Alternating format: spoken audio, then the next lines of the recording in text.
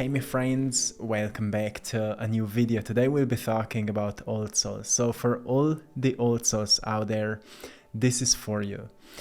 Some of you may be feeling like, oh yeah, I feel like I have an ancient soul, like I'm a deep thinker, I'm like out of the place when it comes to the present culture, like I rather find my company in nature, right? I rather indulge into creative thinking and innovative ideas. I rather dive deep into my own clear thinking rather than being distracted by the nonsense that's present in the culture, in this society, and so on. So to all the old souls out there, so many things are activating within you during this time.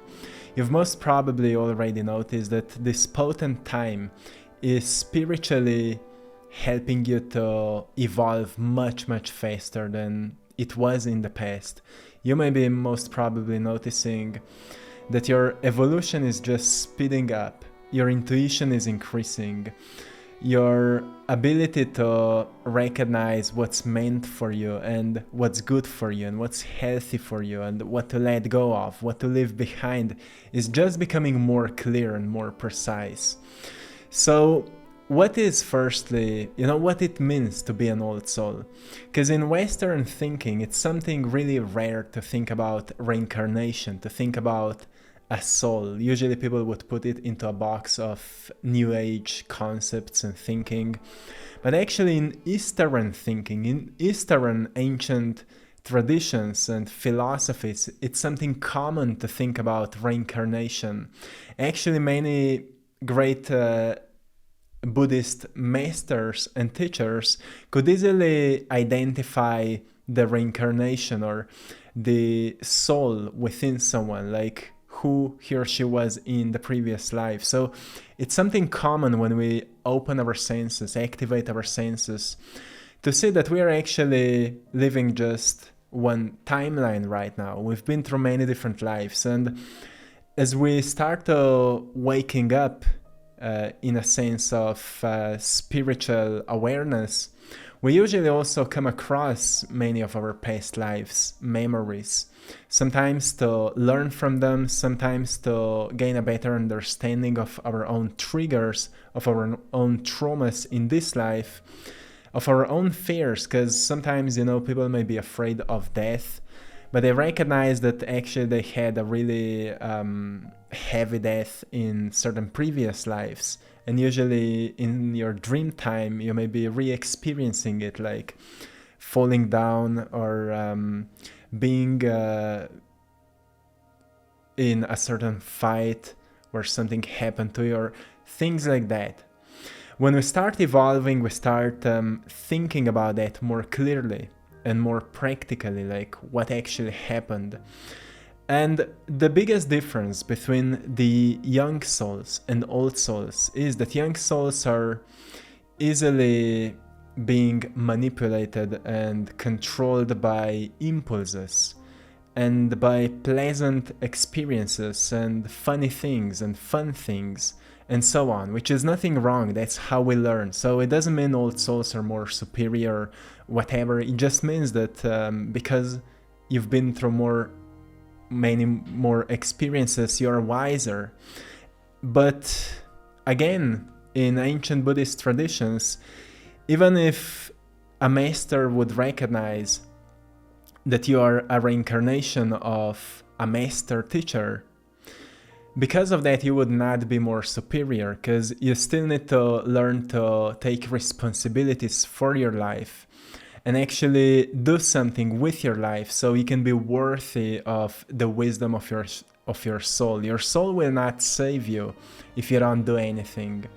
So the thing that is happening right now is that you may notice that it feels like the universe is kinda showing us like we are running out of time playing around. It's like, do it or not do it at all. Go all in with your evolution or not do it at all. So it just feels like we've been pushed into a certain timeline where we have to purify ourselves. We have to set such a strong integrity and responsibility for our own evolution that we say, okay, I'm done with anything that doesn't support my growth. I'm done with anything that doesn't support this process of purification. And if you say yes to this calling, because many people have been called for this process, your intuition will heighten. You will recognize that intuition is actually a sense of truth. You will notice that your intuitive knowing is just guiding you towards the truth. It will never tell you what is the truth, but it will guide you towards researching it.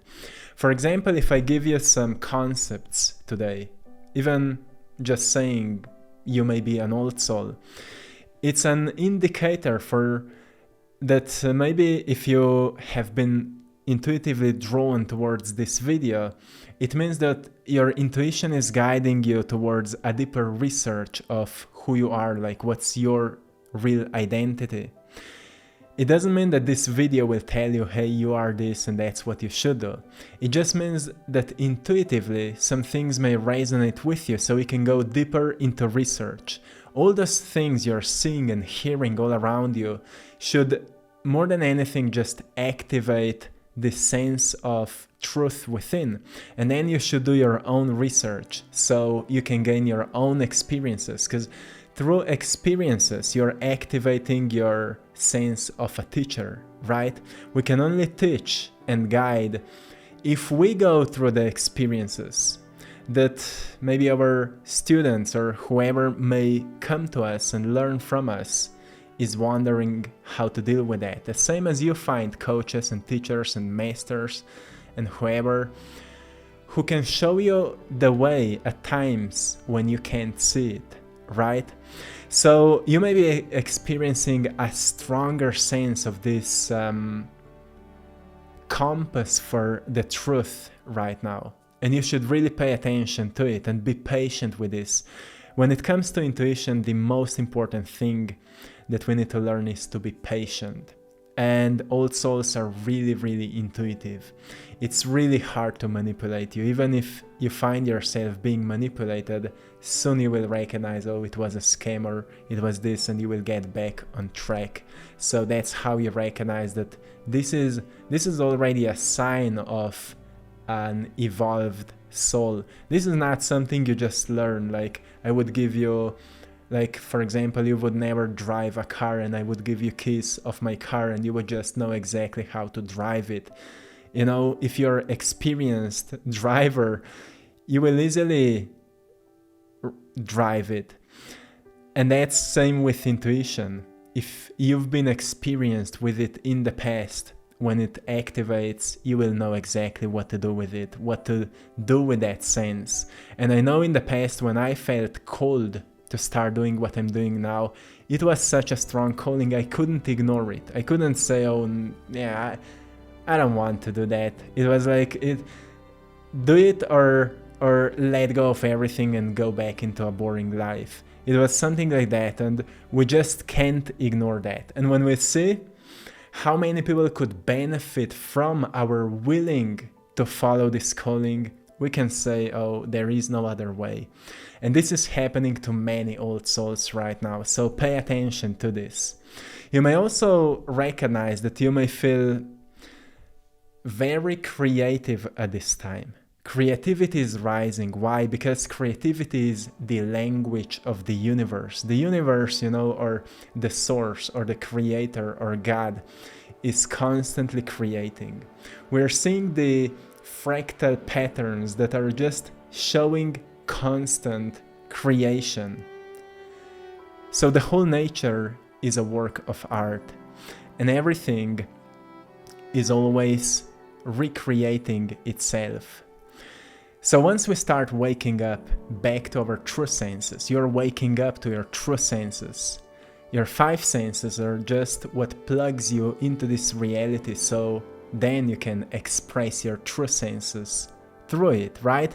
For example, you get a download of a great vision, and then you use your hands and legs and eyes and ears to manifest it here, to create it, to produce it. Like you experience an intuitive sense, an intuitive inspiration to produce a song, and then you integrate this idea, you contemplate on it a little bit, meditate on it a little bit, and then you start making a plan for it with your hands, with your ability to think, with your intellect, and then you start composing it, and then you use some instruments or computer or whatever, and you start working on it, right? You recognize that your body becomes nothing but a vehicle of this higher consciousness that is allowing that higher consciousness, your higher self, to be expressed through your body.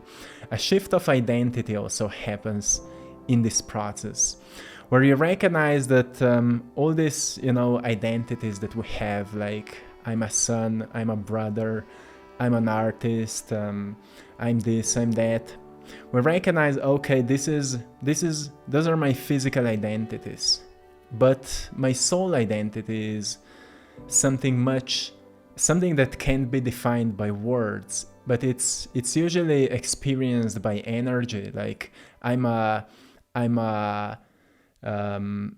playful soul, for example. I'm a creative soul. I'm here to bring new ideas. I'm here to make this world more colorful and things like that. So energy is the identity of the soul. So you also start to read your energy much, much better. Old souls are really good at reading energies.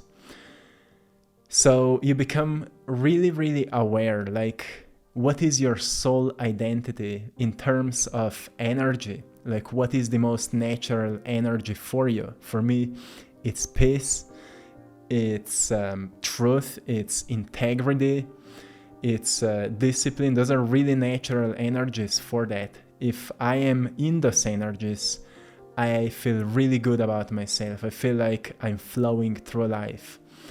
And when you recognize those things, you will recognize how to embody authenticity. Because authenticity is flowing in your energy, embodying your energy, recognizing that you're not here to be liked, you're here to be yourself.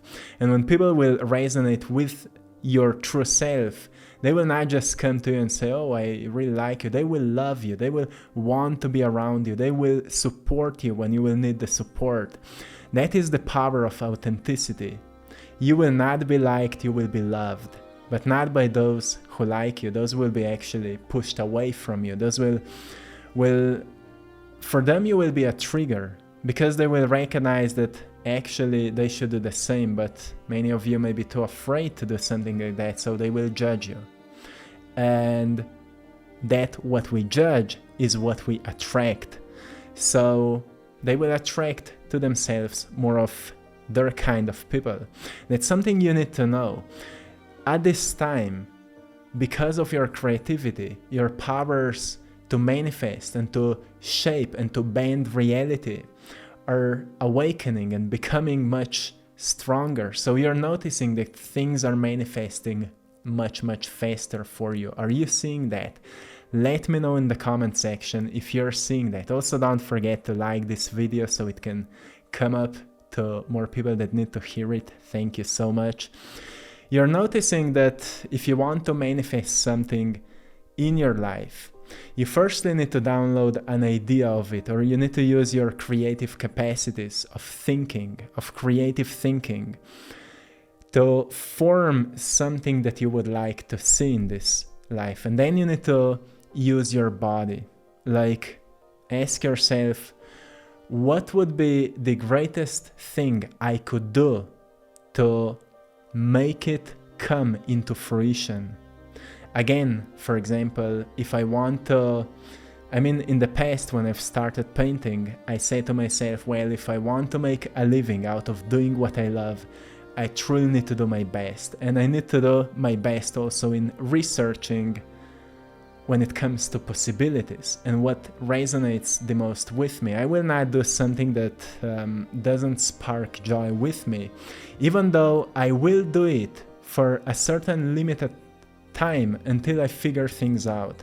So at the beginning we may also do things that we hate, only so in the future we can do more of what we love. And once we create this agreement within ourselves, we recognize that that's how we buy time, so things manifest. And if you're not afraid of doing something you don't like, so in the future you can do more of what you love, you will easily manifest the life you want to live. Like when I've started painting, I've asked myself, what are the things I'm really good at?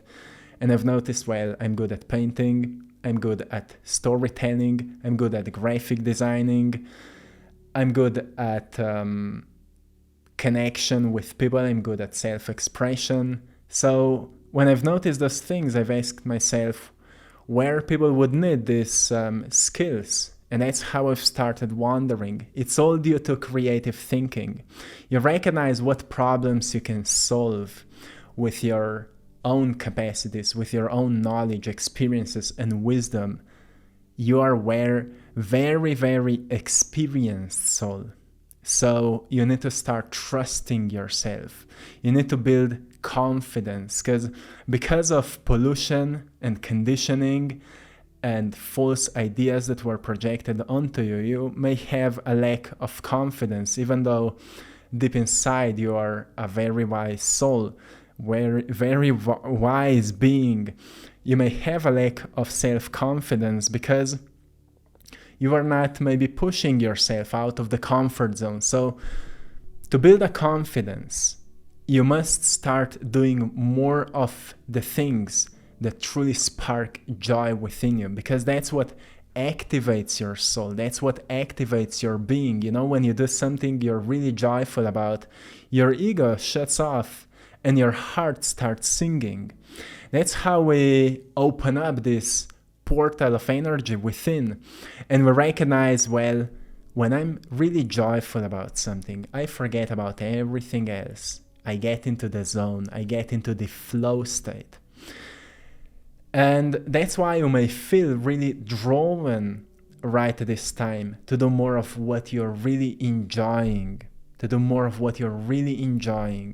It doesn't mean that you just quit everything, like you immediately quit your job, even though maybe you should start thinking more in this way, like changing it for something that will spark more joy. And again, you will need to make many brave steps, but that's how you're stepping into your own power, stepping into your own authenticity. And another incredible thing that is happening for many people right now, you're noticing that any tradition and any religion has within a spark of truth, a spark of divine.